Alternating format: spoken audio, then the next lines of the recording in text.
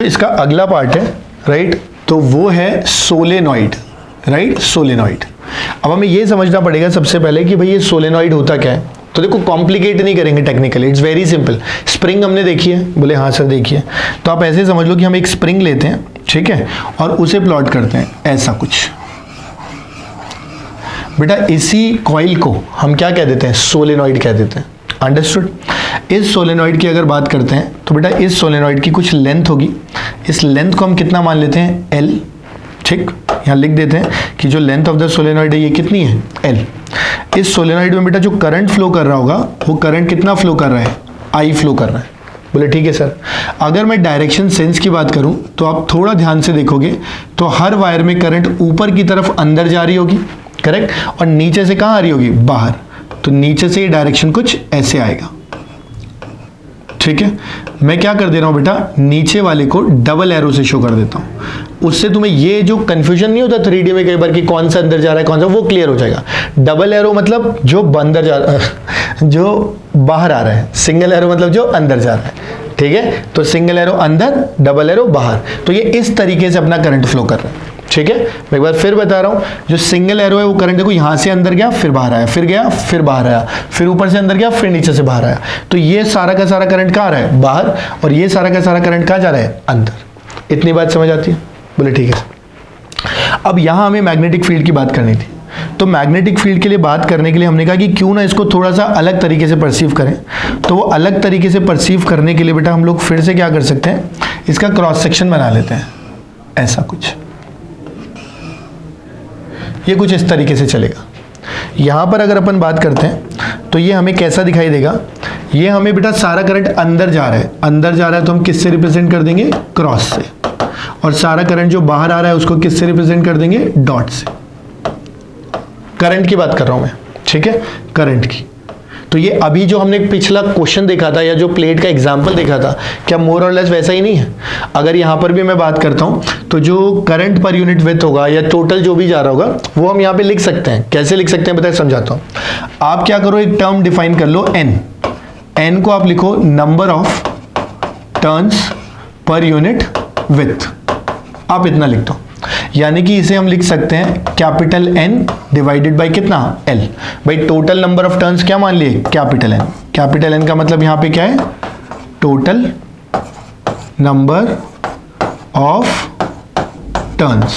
तो total number turns अगर मेरे पास एन है, उसको लेंथ से डिवाइड करोगे तो number of turns per unit क्या आ गया, लेंथ आ गया।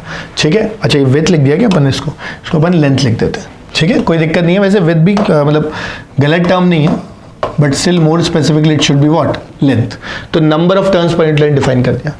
हमने कहा जहां तक मैग्नेटिक फील्ड की बात करते हैं तो मैग्नेटिक फील्ड एक तो इनसाइड द सोलेनॉइड आएगा। ठीक है, तो देखो इनसाइड द सोलेनॉइड की अगर बात करते हैं तो ये ऐसा कुछ आएगा यहाँ। ठीक, आउटसाइड की बात करते हैं तो आउटसाइड तो स्ट्रेट अवे कितना हो जाएगा, जीरो। बोले कैसे, अभी पिछले एग्जांपल में देखा ही था कि प्लेट्स के अंदर जब ऑपोजिट डायरेक्शन में करंट जाता है तो बाहर मैग्नेटिक फील्ड कितना होता है, जीरो। और बेटा बिटवीन अगर देखोगे तो ये जो करंट अपने पास निकल के आएगा, मतलब मैग्नेटिक फील्ड निकलेगा, इसे अपन कितना बोल देंगे, बी बोल देंगे। ये जो एक्सप्रेशन निकल के आता है, ये निकल के आता है म्यू नॉट एन इंटू कितना, आई।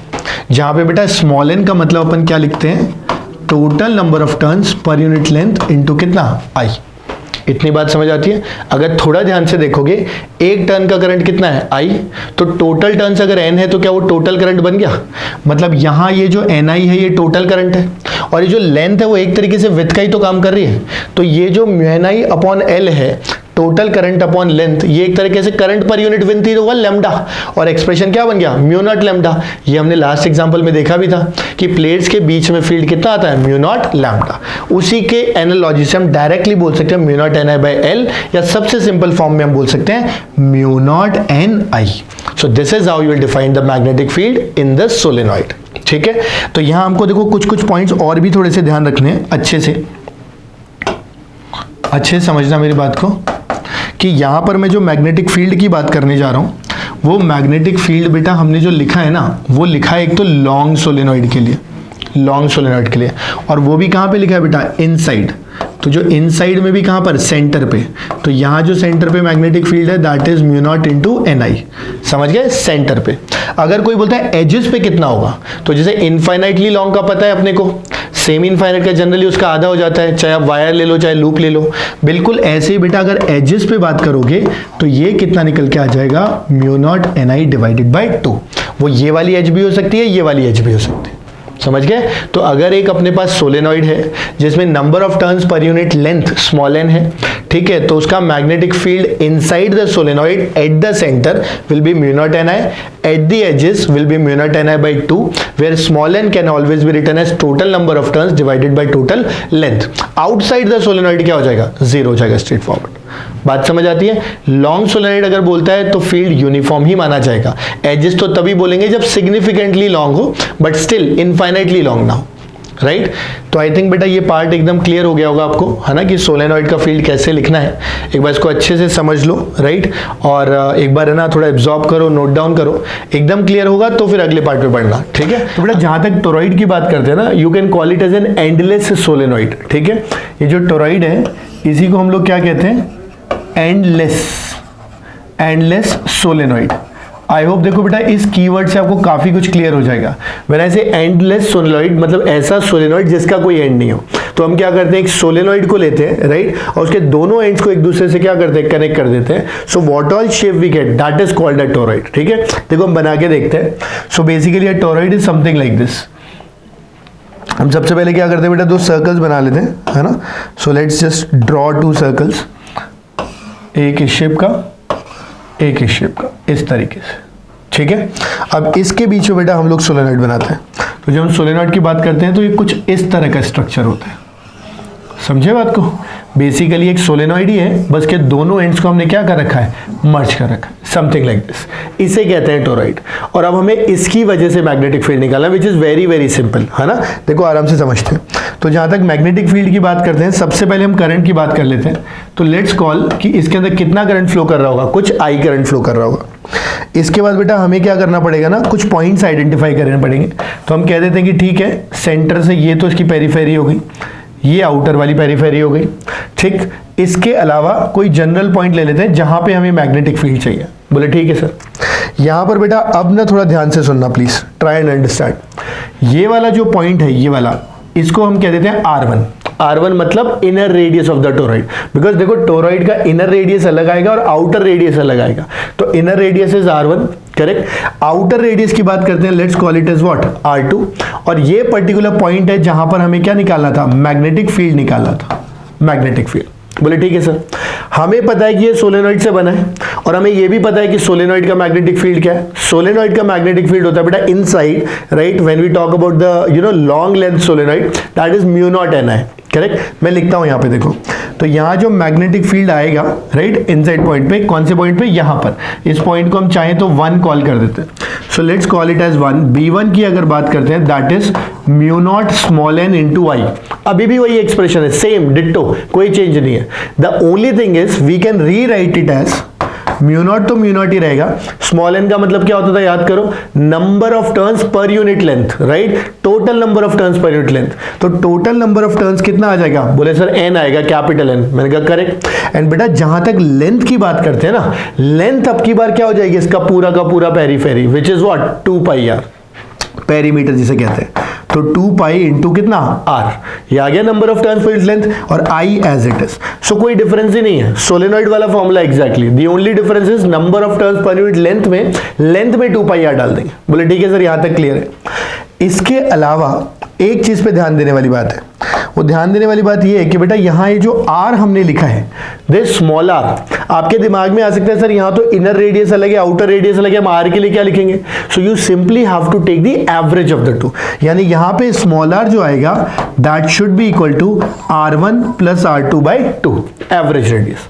बोले ठीक है सर, यहाँ तक क्लियर है।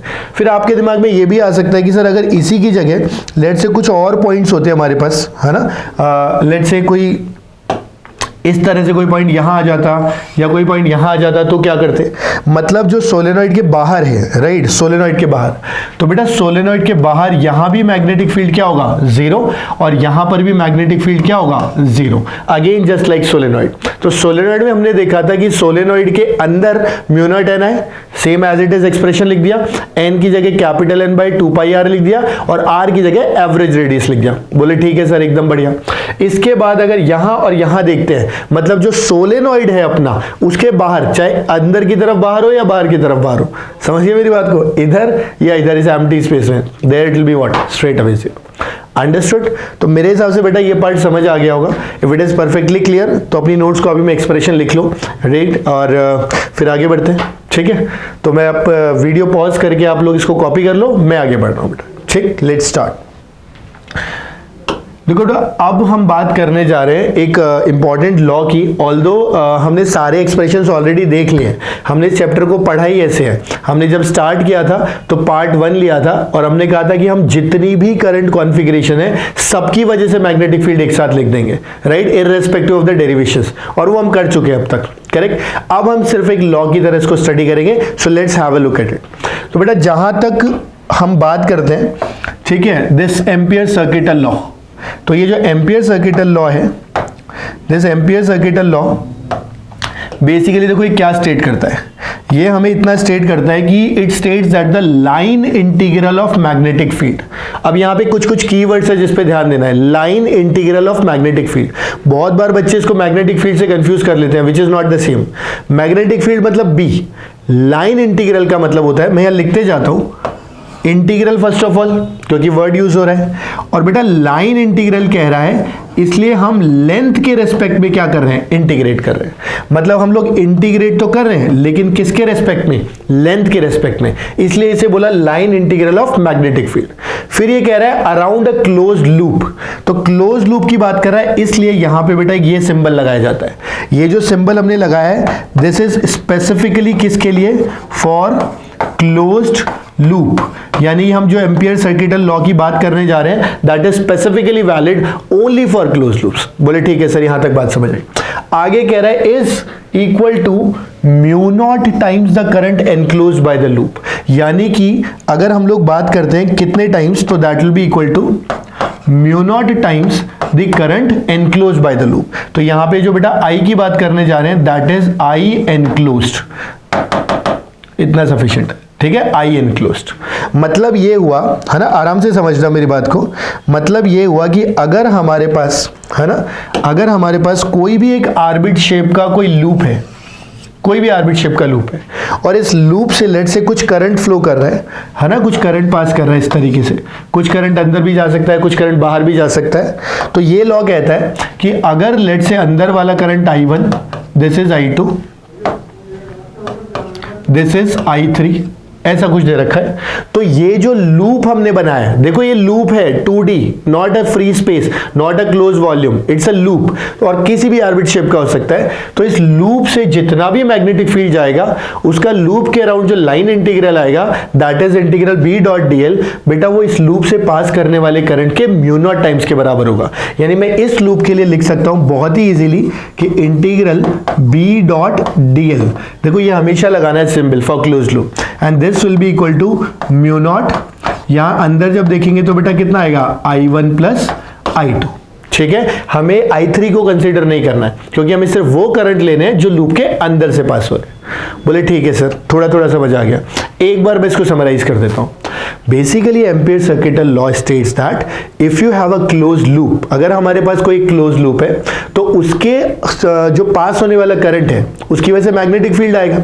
उस मैग्नेटिक फील्ड का जो लाइन इंटीग्रल है, that is equal to mu naught time the current enclosed by that loop, यानी एक लूप से पास होने वाले फील्ड का लाइन इंटीग्रल उस लूप से पास होने वाले करंट के म्यू नॉट टाइम्स के बराबर होता है। अगर थोड़ा रिलेट कर पाओ ना, it is just like Gauss law of electrostatics. वहां पे लूप की जगह क्या होता था, क्लोज सरफेस होता था। बोले यस सर। वहां पे क्या लिखते थे, E डॉट dA का इंटीग्रल इलेक्ट्रिक फ्लक्स, करेक्ट, क्योंकि सरफेस था इसलिए डीए करते थे, यहाँ लूप है इसलिए डीएल करते हैं, और वहां लिखते थे सिंपली हम लोग Q enclose by epsilon not. तो यहाँ 1 बाय एप्सिलॉन नॉट की जगह म्यू नॉट और एनक्लोज्ड चार्ज की जगह एनक्लोज करंट आ जाता है। Understood the point. और वहीं से बेटा एक इंपॉर्टेंट सिमिलैरिटी निकल के आती है जो बहुत अच्छे से ध्यान देना है कि ये जो मैग्नेटिक फील्ड लिखा हुआ है, this is due to all current carrying elements, all current elements. जब मैं ऑल बोल रहा हूं बेटा, that means inside as well as outside. बहुत अच्छे से ध्यान रखना, इनसाइड प्लस आउटसाइड। जबकि यहां जो ये म्यू नॉट आई लिखा है, दिस इज ओनली एनक्लोज, यानी ये सिर्फ इनसाइड वाले हैं, यानी हम क्लियरली लिख देते हैं only inside. Understood the point. Same चीज गॉस लॉ में भी थी बेटा इलेक्ट्रोस्टैटिक्स में, कि जो फ्लक्स में इलेक्ट्रिक फील्ड होता था वो सबकी वजह से होता था, इनसाइड चार्जेस भी और आउटसाइड चार्जेस भी, लेकिन जो क्यू इनक्लोज लिखते थे वो सिर्फ इनसाइड वाला लिखते थे। Same way here also magnetic field will be due to all current elements, यानी यहां कोई फील्ड पूछता है ये वाला बी, तो ये I1 I2 I3 तीनों से होगा, लेकिन जो म्यू नॉट के साथ लिखेंगे that will be only enclose currents. I hope this is clear to you. तो बेटा अगर ये समझ आ गया है ना, देखो ये चीज पे ध्यान देना, ये ओनली इनसाइड एंड बोथ, इसके ऊपर स्टेटमेंट बेस्ड क्वेश्चन बनता है और बहुत बच्चा गलत करके आता है, तो we have to take full care in that, right.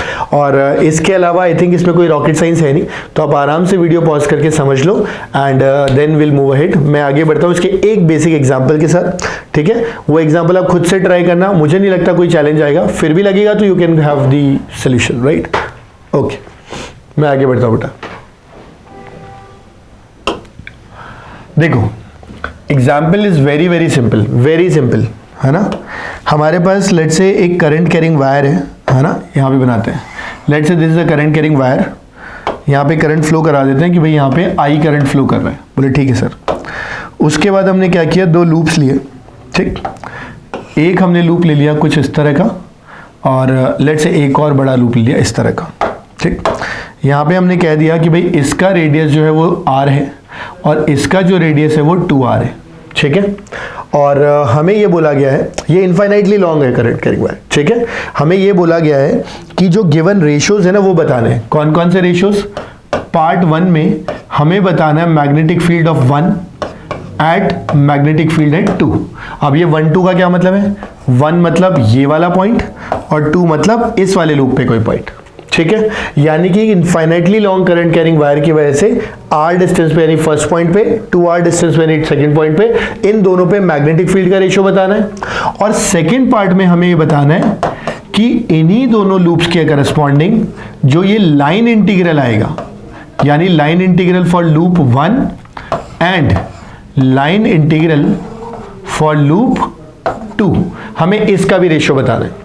ये क्वेश्चन मुश्किल नहीं है, पर जब बहुत फ्लो में पढ़ रहे होते हैं ना तो गलती करके आते हैं, बस that is the only reason I have taken this example. क्योंकि क्वेश्चन में जब दिया होता है ना कि find the ratio of the line integral of magnetic field, हम जल्दबाजी में मैग्नेटिक फील्ड का रेशियो बताते हैं, so we don't have to do that mistake, इसीलिए हमने दोनों पार्ट अलग अलग लिख लिए हैं, ठीक है मेरी बात। तो आप 1 मिनट के लिए ट्राई कर लो, है ना, और फिर हम इस क्वेश्चन को डिस्कस करते हैं। आप वीडियो पॉज करके ट्राई करना, मैं कंटिन्यू रखूंगा, ठीक है। तो देखते हैं, जहां तक सोल्यूशन की बात करते हैं, solution is very simple. Infinite wire की वजह से r डिस्टेंस पे मैग्नेटिक फील्ड का एक्सप्रेशन होता था mu naught I divided by 2 pi r, where r used to be the distance from the axis of the wire. बोले ठीक है सर, और distance from the wire itself. बोले ठीक, यानी b1 अगर लिखना चाहूं तो I shall write mu naught I upon 2 pi r, क्योंकि फर्स्ट वाले लूप के लिए डिस्टेंस कितना होगा, ये वाला डिस्टेंस होगा r, सेकेंड वाले लूप के लिए यही डिस्टेंस कितना हो चुका है 2r, तो डिवाइडेड बाई जब करेंगे तो यहां आ जाएगा 2 pi into 2r divided by again mu not into कितना i। बेटा यहां से अगर देखेंगे तो ये mu naught I cancel, 2 pi cancel, r से r cancel, and effectively the answer would be 2:1, तो ये आ जाएगा 2/1। Very simple. जहां तक लाइन इंटीग्रल की बात करते हैं बेटा, लाइन इंटीग्रल के लिए आपको कोई कैलकुलेशन नहीं करनी है, आपको सिंपली लिखना है mu naught times of current enclosed. अब आप ये वाला लूप लो या ये वाला लूप लो या और बड़ा लूप ले लो, हमेशा ही करंट एनक्लोज कितना आएगा, आई ही आएगा। अंडरस्टूड? इसीलिए यहां पर लिखेंगे mu not into I and this is mu not into I और इसका ratio 1:1. So that will be the answer. You understood the point? तो आई थिंक बहुत आसान था एंड आई एम श्योर कि आप में से ज़्यादातर बच्चों का सही भी रहा होगा. तो अगर ये सही रहा तो वेल एंड गुड, ठीक है. और आई थिंक अभी अपना बेसिक पार्ट जो पार्ट 1 था इस लेक्चर के साथ हमने उसे खत्म कर दिया है, जिसमें हमने स्टार्ट किया था फ्रॉम दी मैग्नेटिक फील्ड होता क्या है, then magnetic field lines, then Biot Savart law, फिर उसकी हेल्प से हमने डिफरेंट करंट कॉन्फ़िगरेशंस की वजह से फील्ड निकाला. Then we move to the plates, cylinder, solenoid, then toroid and eventually Ampere second law. तो अब ये अपना पार्ट कंप्लीट है यहाँ पर. अब इसके बाद बेटा अपन स्टार्ट करेंगे विद द नेक्स्ट पार्ट, है ना. मैंने कहा था ना चैप्टर को 3 पार्ट में तोड़ेंगे. पहला पार्ट था करंट कैरिंग वायर की वजह से मैग्नेटिक फील्ड, अब वो डन हो गया है. अब हम नेक्स्ट पार्ट पे चलेंगे जहां पे हम बात करेंगे magnetic force on a charge particle. यानी एक चार्ज पार्टिकल अगर मैग्नेटिक फील्ड में मूव करता है तो उस पर क्या क्या फोर्सेस लगती हैं, उसमें क्या क्या एनालिसिस होते हैं और क्या क्या पॉसिबिलिटी ऑफ एप्लीकेशंस होती है, वो सब देखेंगे. ठीक है, तो you stay tuned with the lecture, है ना. And I will be coming back with the part 2. Meanwhile you revise everything जितना अभी तक पढ़ा है, और जो डाउट्स है वो क्लियर करो अपने टीचर से. Right, thank you so much. Bye bye. Take care. Study hard.